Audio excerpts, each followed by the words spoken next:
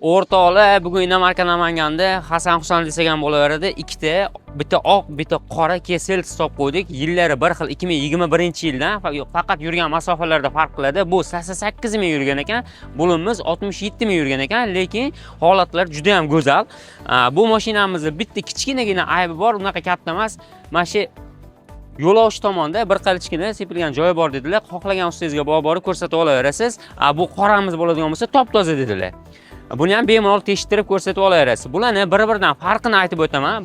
Bulimizning pozitsiyasi qoraniki full, buniki undan bitta pastroq pozitsiya.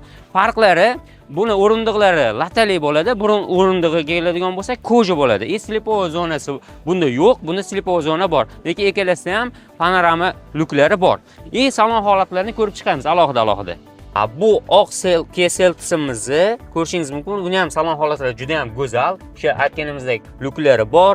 Bunda ham drive mode funksiyalari bor. Eco, sport, normal rejimlari bor. Bu mashinamiz benzinda harakatlanadi, proplan o'rnatilmagan. Buni ham lekin salon holatlari go'zal.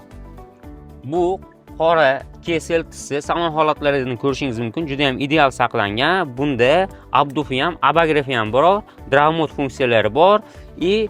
Eco, sport, komfort rejimlari bor. Avtomobilimiz propan ham benzinda harakatlanadi. Head-up displeylargacha bor.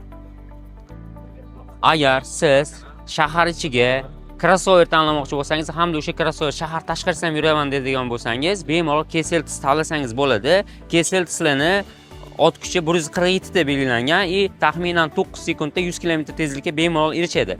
Yoqilg'i rasxodiga keladigan bo'lsak, 6-7 litr atrofida 100 km ga rasxod qiladi. Bu ham ichi keng, o'zi ixcham bo'lgan crossover tipiga kiradi. Lekin off-road tanlamoqchi bo'lsangiz, Kesel off-road hisoblanmaydi. Kesel tislarni bagaji juda ham keng bo'ladi. 433 litrlik hajmga bemalol 4 qop, 5 qop yukka yuklab, qayergadir bormoqchi bo'lsangiz olib ketsangiz bo'laveradi. Bu avtomobillarning narxiga keladigan bo'lsak, oqini agar biz orqali chiqadigan bo'lsangiz, $19,200 kelishtirib beraman deyaptilar. Qorasiga keladigan bo'lsak, $22,200 ga kelishtirib beraman agar sizlar orqali chiqadigan bo'lsa deyapti. Bunaqa inomarkalarni o'tkazib uchun Inomarka Namanganga a'zo bo'lib, like bosib, repost qilib, Inomarka qidirgan do'stlaringizga bu videoni jo'natib qo'ying.